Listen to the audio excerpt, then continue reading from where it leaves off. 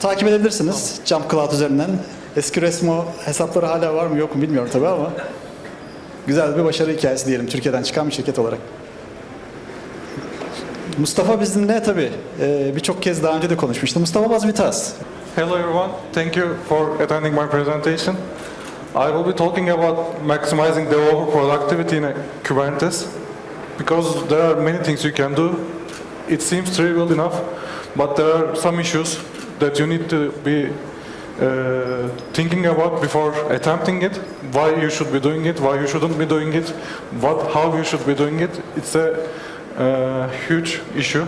I have done this like 6 years ago when I was an SRE at Opsgenie, and things have changed, but not too much. So this is a refresh of those information. Quick introduction, I am Mustafa, I wear the same outfit, so you remember it better. I was doing my PhD on actually Kubernetes before I dropped out. I worked at several companies. I was an SRE at Opsgenie, which was acquired by Atlassian. I was the co-founder of Resmo, which was acquired by Jump Cloud. Now I am working in Jump Cloud to integrate Resmo. So just a quick intro. I know you all know it. Why Docker matters? What it changed? It made isolation better, solved the packaging problem, like Java intended. It also solved the distribution problem. You push your Docker image to a registry and it works. And it also solved the runtime. It runs the same everywhere, except for weird bugs or cloud-specific implementation. It always works the same. Then why Kubernetes matters? Kubernetes is just Docker in 10 or 10,000 machines, but it also has the ability to give you declarative definitions. So run this piece of code, run this piece of workload, I don't care where and how, but just run it. And it almost runs the same, standardizing this deployment every major cloud or on-prem. Of course, there are things that are slightly different, but it is much better than what we are used to do with the shell scripting, form-dependent things, and etc. And it also provides useful building blocks. There are more than 100 objects in Kubernetes that you can make use of and build more complex things. You know pod, service, deployment, etc. But there's also secrets, network policies, horizontal pod autoscalers, limit range binding, leaves, endpoint slides. There are many things. It's not an easy thing, but these abstractions may seem too much, may seem like an object-oriented course material, but it allows you to build things on top of things, on top of things, on top of things. So why would you ever use Kubernetes for development? First reason why people do is complex applications. For microservices-based applications, there are too many things, too much things to deploy. They have dependencies among each other. They are too big.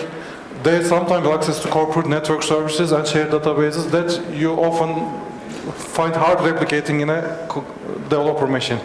You also want to ensure consistency across the environment. So you want to make sure the development environment looks as much as close to the production as possible, so the issues arise before you go to production, or even staging, if you have those environments. Another reason, scalability. It just doesn't fit anymore in a virtual machine. It is either a very large data or there are too many things. You don't want to heat your computer with running.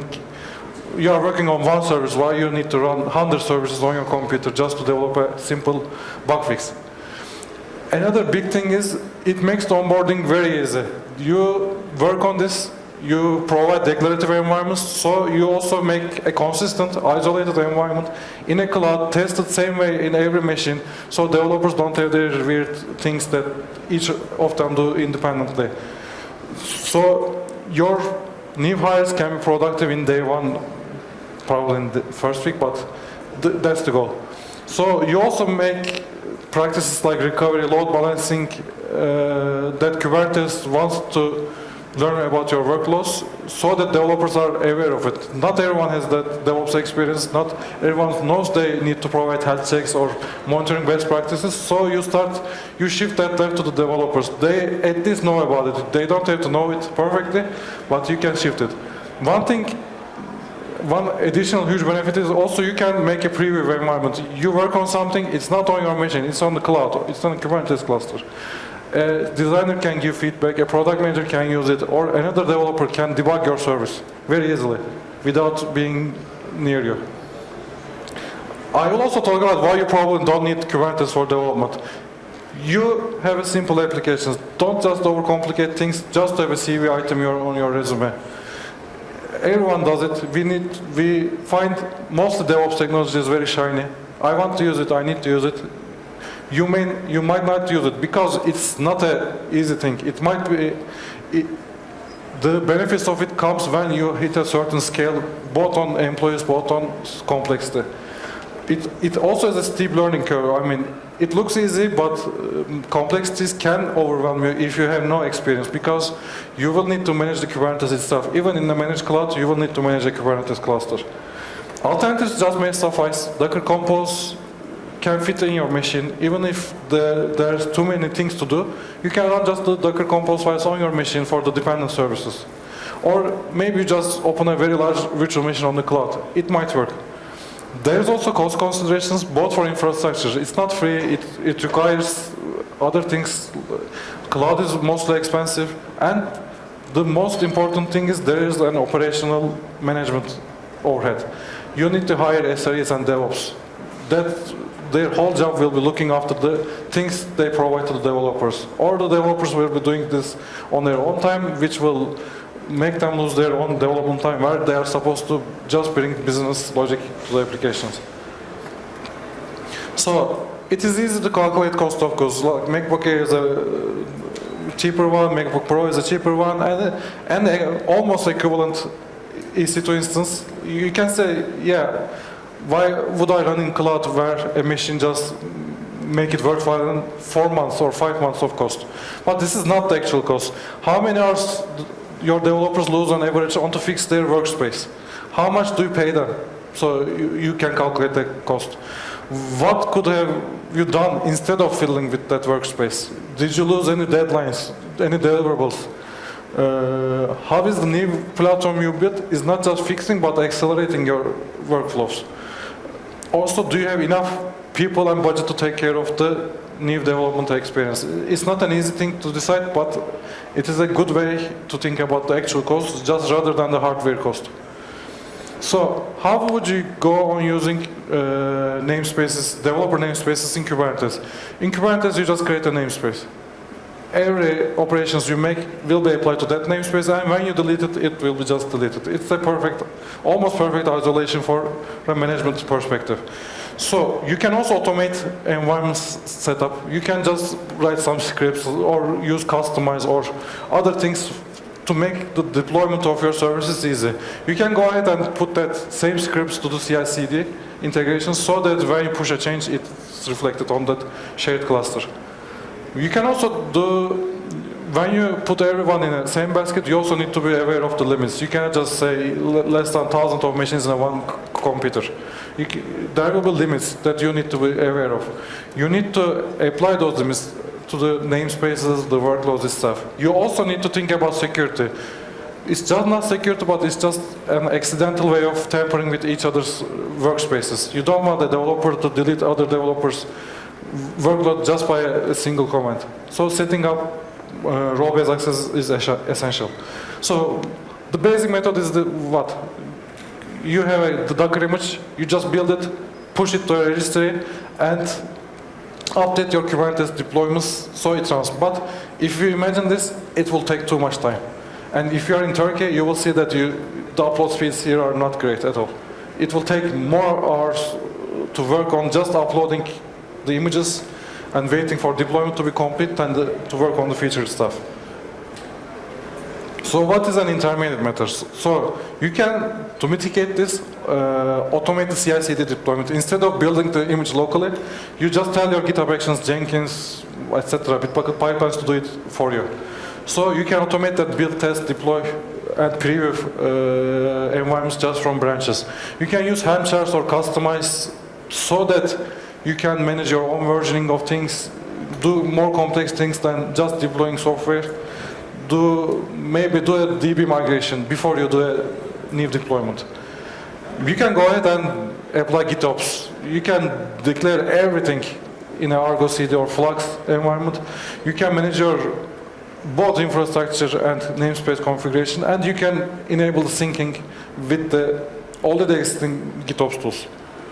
So, any good question you should ask: how do I debug a service that is not in my machine? So, the first step is the service is on Kubernetes. You can just log, printf, whatever, classic thing. But the development lifecycle will take too much time for that. You can also put the tracing to a central system via OpenTelemetry or Datadog or New Relic, or you can just attach a debugger to an existing service. You can port forward that to your local machine. Again, doing that from Turkey to a US West machine will be a problem. You need to think, even if the cluster is remote, you should be thinking about placing it as much as close to your machines as possible, because most of the languages like Java don't mitigate that. The Delve debugger is good for doing remote debugging, but some of the debuggers are not great with the latencies, even if there is not much to data is exchanged. Another thing is you can just continuously rsync your files to a pod and compile it there. It would work, why not? So another thing is, okay, I'm using Kubernetes for a reason, not just I want to develop here, because the rest of the services is in Kubernetes. If I am developing it locally, my service is local, the service in Kubernetes needs to be routable from your machine. At least the ones you need it. You can expose each of them via public network, but please do it securely or make it in a VPN solution or at least an IPLO list. And your service also needs to be routable for other services to use it. So your local endpoint needs to be reverse proxy to actual Kubernetes cluster. To mitigate this, maybe developing your applications, you can favor in asynchronous processes that communicate through queues, message queues, but it's not always possible. You cannot just say, because I need to debug it, I need to put async messages on my already existing application. I also want to talk about the resource allocation and security. As I said, you need to ensure there are quotas. There are methods of doing it in Kubernetes, but it's both for ensuring bugs or gridded pods that don't consume the capacity or negatively affect others. Developer might think, yeah, this is cloud, I have 10,000 cores. No, you don't. You need to be mindful of those just because of the cost and because of the need to work together. You should also do the role-based access so that the developer should be able to interact with their own databases or their providers. How you do it, how you authenticate might depend on the Kubernetes cluster, might depend on the provider, but there are ways to do it. Isolation. Ensure the pods run in reduced privileges. Because this is a preview environment, it will not be monitored probably not like production. But there are too many cases where developers just leave things unattended, unauthenticated, and you see crypto mining pods taking over, just costing you money and legal issues. You also need to monitor it. Even if it's not a production environment, you need to keep an eye on what's happening. You need to monitor the deployments, monitor the events, even monitor the runtime anomalies in a security sense. Is there anything suspicious going on? Encryption. Yes, it's a developer environment. You probably don't need an encryption, but it's always a good place to start it here. Because I assure you, a developer will copy production data to a developer environment. There are also generic challenges. Upgrades. How do you update a Kubernetes API server? How do you update an etcd if you manage it your own? You need to ensure. Also, just upgrading, clicking the upgrade button on a cloud provider sometimes doesn't work because there are other components that work inside your Kubernetes cluster that are dependent on specific versions that you need to be aware of some migration paths. Storage. So maybe your services are not stateless. You need to have some persistent storage. It might be a database or your service just works like that. So for that storage, there are some limits I will also talk about later. Troubleshooting. There will be additional complexity due to co-location of many services. Even there are methods of isolating workloads, there are not always good way to limit the usage. CPU or network can be saturated if you are not very careful about it. There will be also too much metrics and logs. There will be too many pods coming in and coming out. As the developers push a new change, maybe a pod is being rebuilt. Can you handle it? Technically, also, it's a cost. Maybe you don't need that log to be stored like more than 1 day in developer environment. Some specific challenges we had developing this in the past was choosing a good ingress. Short average lifetime pods cause our Nginx ingress to restart indefinitely. Nginx was rebuilding new configuration with new IPs, new service endpoints, and it just kept restarting. We had 80 services in Opsgenie and 80 developers, so there was 6,000 containers running. So even like 1% is changing, it's huge number. So it caused our Nginx to just restart continuously and consume memory because it is supposed to work with the old configuration and it is supposed to work with the new configuration at the same time, handle the connection until the timeout threshold, like 30 seconds. And when you do it, we easily saw our Nginx wasting more than 100 gigabytes of RAM. In the end, we end up with traffic. It was a huge long time ago, so I'm not sure what's the best way now, but it was a big concern for us. Prometheus and Cube state metrics, memory grows indefinitely. Because, same reason, the pods come and go. Maybe we had 1 million pods every day. Normal Kubernetes clusters in production environment are not like that. Even if you have a big team, the growth of it is in a manageable state. But in a per dev environment where every developer has a workload, it is exhaustive. We also saw Prometheus going over maybe more than 30 gigabytes of RAM just to keep information.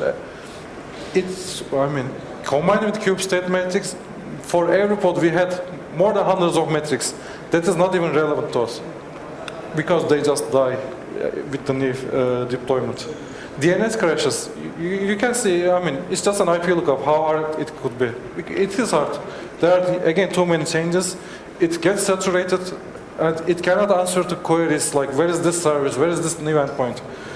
Combined with the kube proxy back then, it was not, it always caused a problem. We had some custom controller that exhausts the Kubernetes API. We were doing too many calls because we were using AWS and EKS management control plane has a fixed cost. Like it was $400, now it's 72. But it is supposed to scale, but you don't pay it. Even if we had a few number of pods, we saw that from the logs, the Kubernetes API endpoint was failing, and it was already in the largest configuration. Hibernate. So developers don't work more than specific hours, right? So how do you automate the shutdowns? The developers should be overridden, but how much they can override it? How do you ensure you keep a budget for it so that it's not forgotten? How do you monitor a namespace is active? There will be messages, logs, there will be some CPU usage. So how do you ensure, this namespace should be hibernated beyond the scheduled shutdowns? So you can also choose developing and compiling at the container itself in the Kubernetes, but you set up your limits so low that compilation now takes 5 minutes instead of 10 seconds. You need to be aware of those limits. So regarding that, you need to be thinking of how to share resources effectively. It is okay to run 50 services when you are sure average they are consuming 5% utilization. But you probably need to accommodate spikes. Our workloads for Java and based on Spring, and they were just going crazy with a single core, not multiple core, but with a single core. Like for 10 or 15 seconds, they were consuming 100% CPU. Then it was 0.5%. So how do you manage that limit and request? Depends on your specific workloads. RAM can't be shared. No way. You might be thinking of swapping, but it's not a feasible solution at that scale. But good thing is memory efficient languages, unlike Java, don't have idle consumption. Network. No service probably needs constant 1 gigabit per second or more. Latency is good enough. they're also already co-located. So it's not a huge problem unless a service is misbehaving. Disk stateless services don't need other than just the storage of the Docker image. But for the ones that need it, there are limits on how many network disks you can attach to a computer, attach to a virtual machine. It depends on the instance size, depends on the generation, depends on the provider, but it still can be a limit if you have too many stateful services. So, who has all time for these meetings? No one. It's commercial times, but with free tools. So, there have been attempts to automate what I've been talking about. One of the best known ones are Scaffold. It's a minimal open source free solution by Google. It allows you to detect change, build, push and deploy in an automated way. It also supports syncing files if it's a known framework through the cloud native build packs or the jib integration with Java. So it doesn't always build and deploy image. Which would lengthen your development cycle. So it's a good solution that you don't need to be thinking of it. It also has multiple app support. It allows forwarding ports, but it doesn't have a way to run things locally. It doesn't automate it. It always assumes you will run your workload on the Kubernetes cluster itself.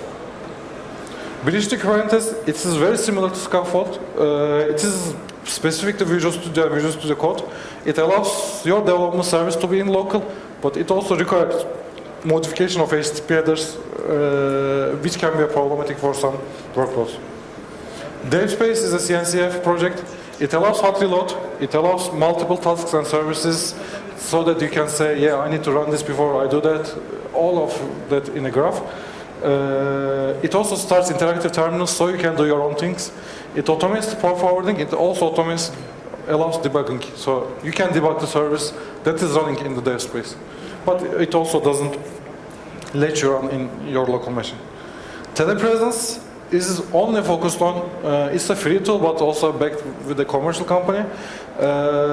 It intercepts the service traffic on a Kubernetes cluster. So you can reroute the traffic in your machine to your cluster or vice versa. It allows exposing your services. You can go ahead and just say you run the VS Code server inside the pod, just git sync your files. You don't even need to check out your files here. Octeto is a managed paid platform that spins up develop ephemeral environments inside Kubernetes. It also automates things like connecting to GitHub, like automating GitHub, Git pull requests. So if you have time, I will make a very quick demo of the space if you don't have any questions. Okay.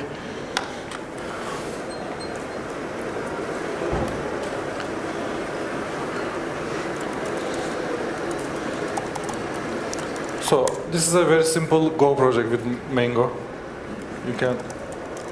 I don't have that. It's just a hello world, right?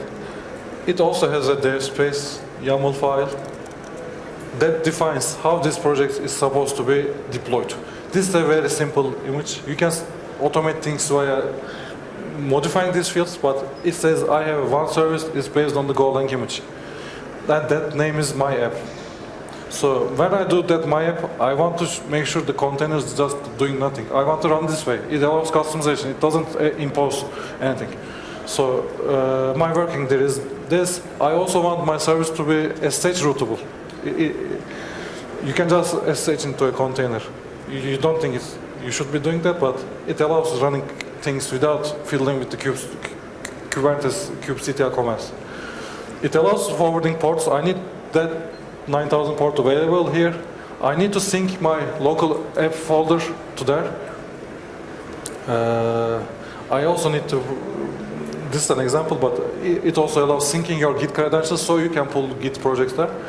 And when doing this, I want to run the default pipeline, then I want to run Visual Studio Code with the remote debugging environment. So when I do that,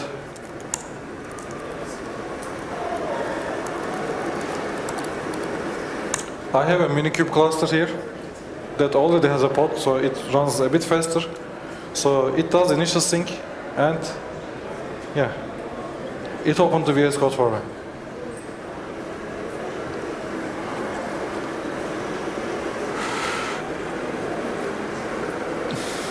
Oh.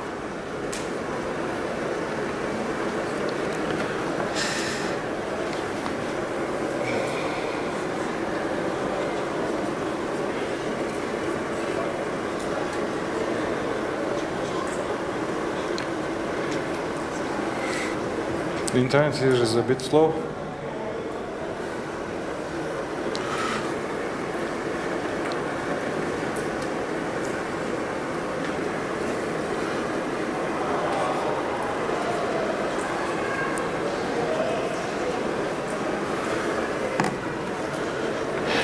Yeah, sorry about that.